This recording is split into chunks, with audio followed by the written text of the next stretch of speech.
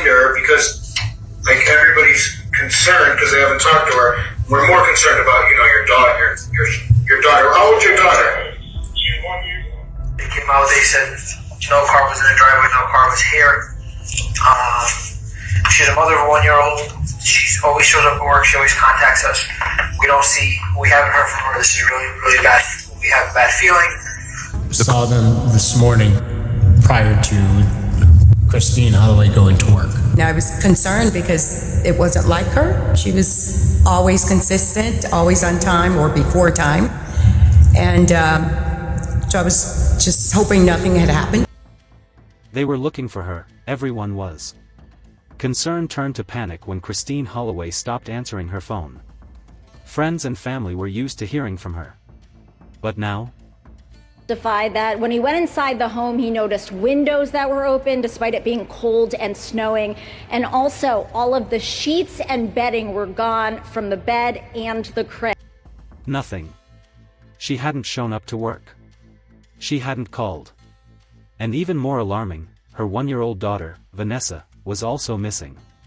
She never missed work, a close friend said. Always checked in. Always on time or early. And she never went anywhere without Vanessa.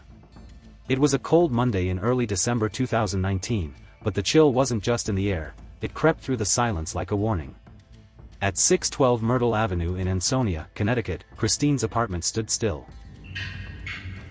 Please front it.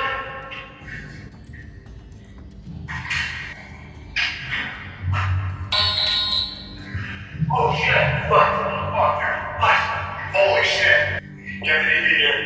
Holy fuck! Okay. Try to go. No, clear the room. Clear the house.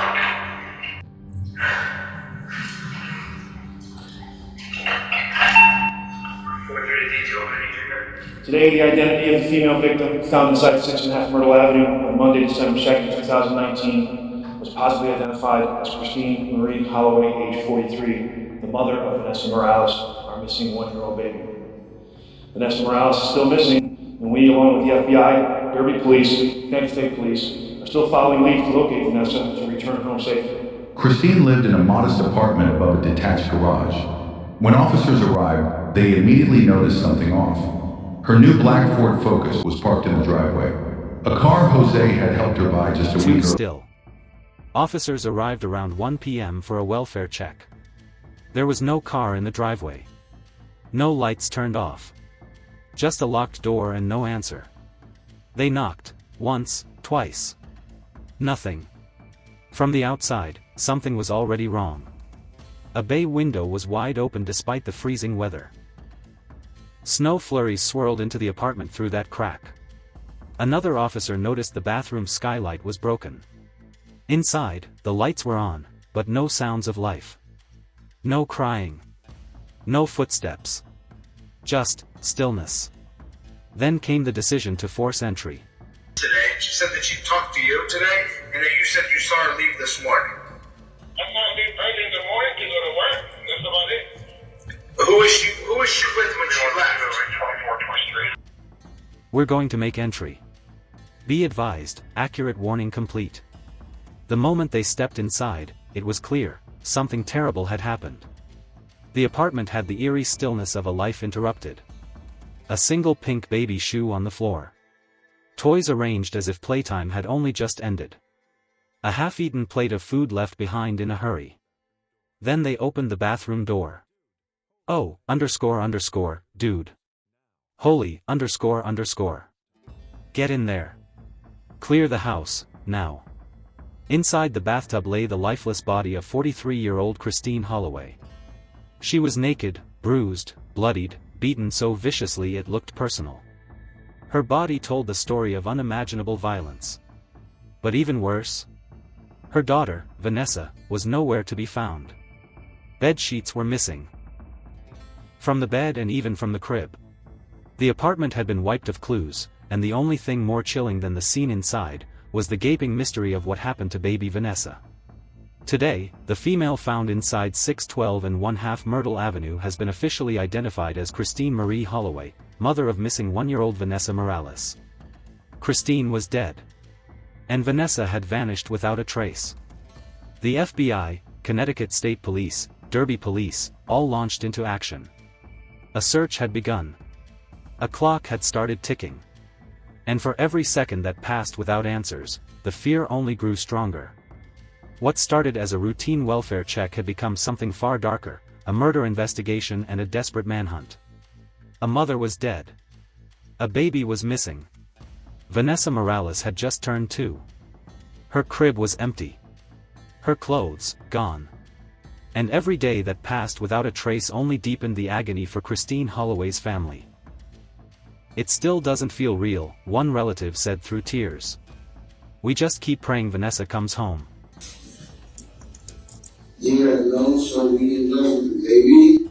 So they're to come over and stay over our house and Holloway and everything like that for some baby. So you do all that for Vanessa? Yeah, it's for It's not for Christine. It's not for Christine, it's for Vanessa. Yes, I agree. Police had no time to waste.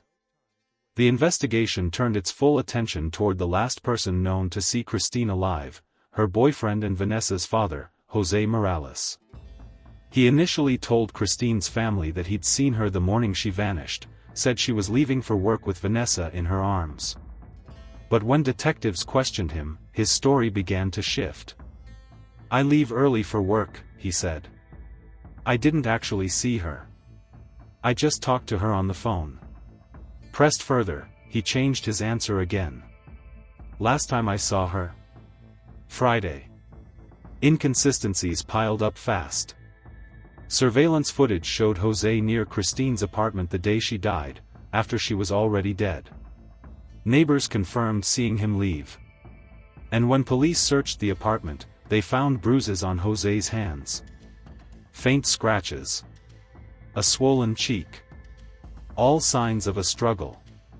He didn't ask about Vanessa. Didn't seem worried. Instead, he complained about the back seat of the police cruiser. And then there was the 911 call. Placed at 2 a.m. on Saturday, December 1st, before Christine was reported missing, a man called from a phone registered to Jose.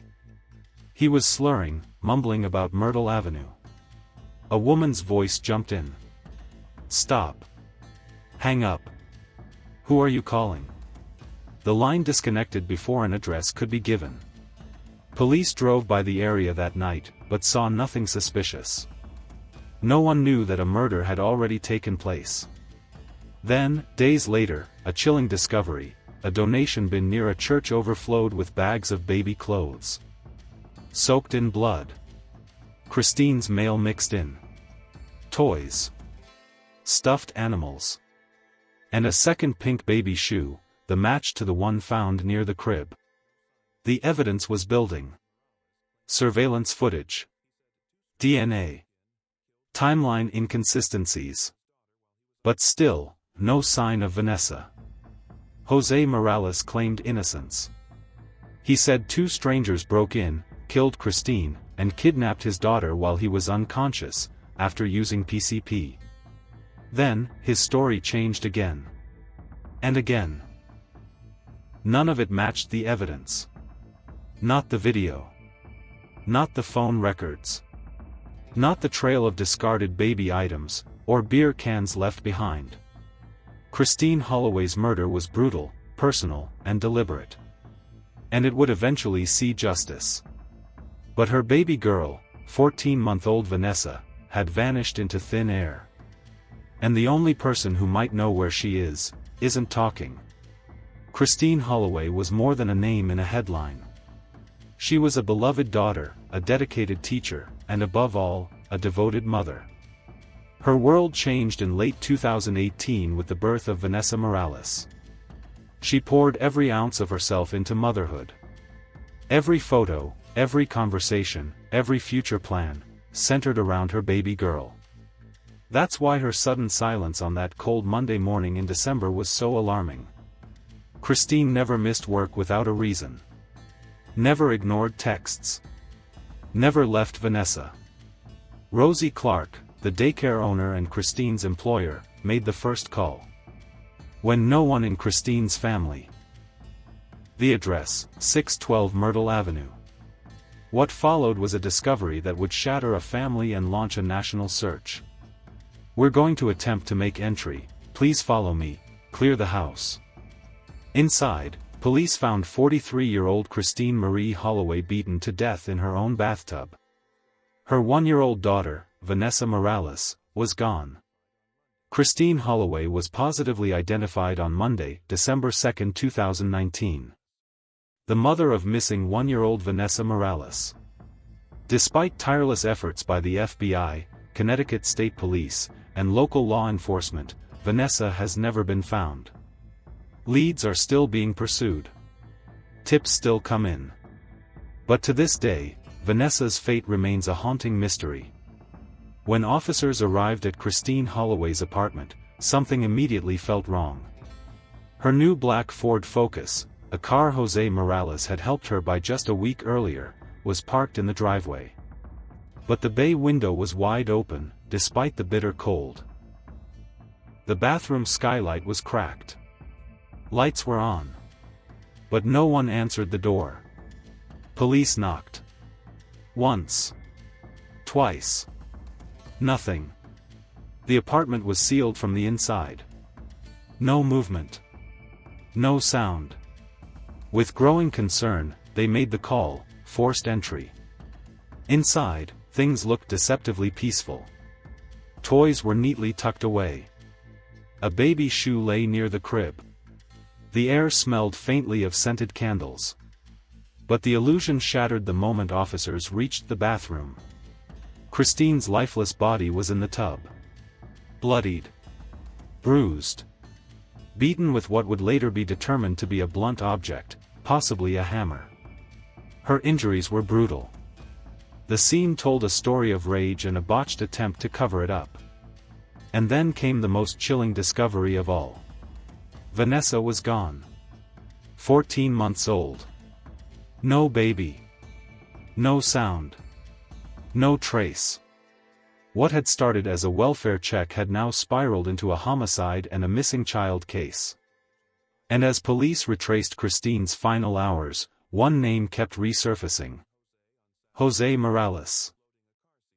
Her boyfriend and Vanessa's father. Surveillance footage and eyewitness accounts painted a damning timeline.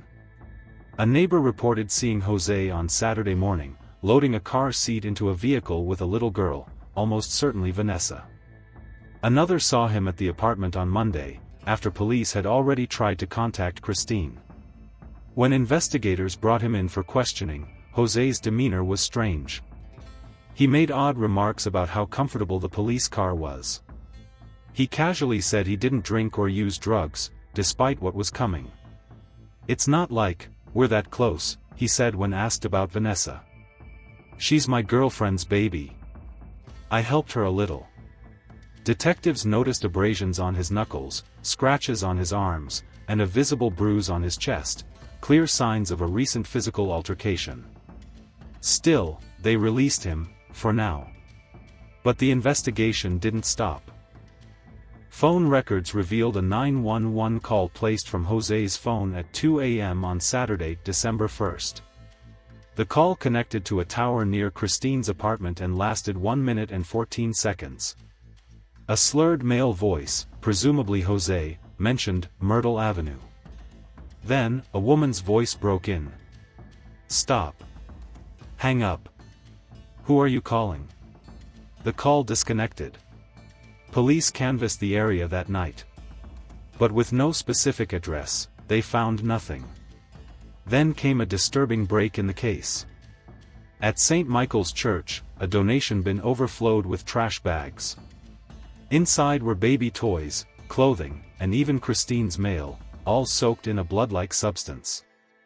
Among the items, a diaper genie, a blood-stained towel, and a second pink crock, Vanessa's missing shoe. A charity worker found the bags and immediately called police. DNA testing confirmed Christine's blood. Some DNA was inconclusive. But none of the items had any trace of Vanessa. As evidence piled up, Jose Morales' story changed, again. He now claimed that two strangers had broken into the apartment, knocked him unconscious, murdered Christine, and abducted Vanessa, while he was high on PCP. He said he remembered little. His memory was foggy. He insisted he didn't know what had happened. But the cleanup, the donation bin, the surveillance footage, his own phone records, none of it supported his claims. This wasn't a break-in. This was personal. Christine's blood was found in Jose's car. Cell phone towers placed him at the scene. And the most damning detail?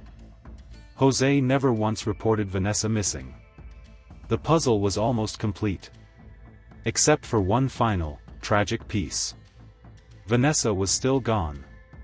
More than 5 years later, in spring 2025, Jose Morales stood in court, facing charges of murder and tampering with evidence.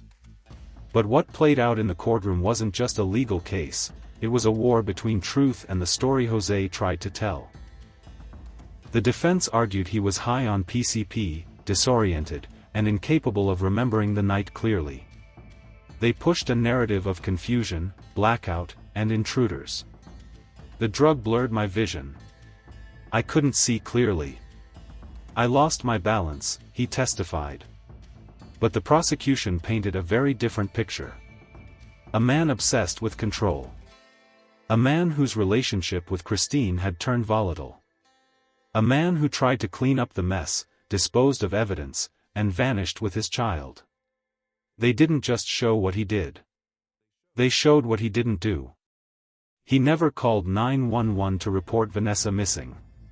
He never helped with search efforts. He never asked if she was safe. Instead, he talked about car seats and back pain. About candles. About how good the police cruiser felt. And all the while, one question remained. Where is Vanessa Morales? Fingernails didn't match Jose Morales. They tried to create enough doubt to spare him a murder conviction. But the prosecution countered each point. No forced entry, no signs of anyone else, no defensive wounds that would suggest another attacker. Vanessa Morales, just 14 months old, had vanished. Jose never reported her missing. He didn't ask for help. He didn't tell family. Instead, he dumped blood-soaked evidence into a donation bin and spun shifting tales of intruders and amnesia. The jury deliberated for days, weighing a case built on circumstantial bricks, bound together by Jose's own words and actions. In the end, the verdict was clear: guilty of murder and guilty of tampering with evidence. Still, one question echoed through the courtroom and across the country. Where is Vanessa Morales? To this day, she remains missing, a child lost in the shadows of a crime so cruel, so intimate, that even conviction brought no closure. For investigators, it was a partial victory. For Christine Holloway's family, it was justice served, but not complete. And for the world watching, it was a chilling reminder that sometimes, even after all the facts are laid bare and the guilty are named, the most important answer can still be missing. The jury didn't need long.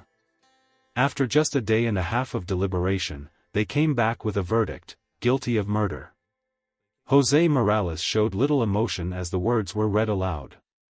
Sentencing was set for July 8, 2025, where he faced up to 65 years behind bars. The jury had been instructed that proof beyond a reasonable doubt meant ruling out every reasonable explanation except guilt. And that's what they believed they had: proof not just in what Jose did, but in what he didn't do. Throughout the trial, Jose had made only passing references to Vanessa. Her name was rarely mentioned in his testimony, a silence that loomed larger than any of his words. For Christine Holloway's family, the conviction brought a measure of justice. But closure? That was something else entirely. Christine was gone. And Vanessa was still missing. Even with the trial concluded, the questions refused to fade. The biggest of all: where is Vanessa? Investigators continued to work. They re-examined every piece of evidence, re-interviewed witnesses, and followed up on tips, some credible, many not. Flyers stayed up. Petitions kept circulating. And Christine's family refused to let Vanessa's name disappear from the public eye. The FBI's $10,000 reward for information remained unclaimed. No one came forward.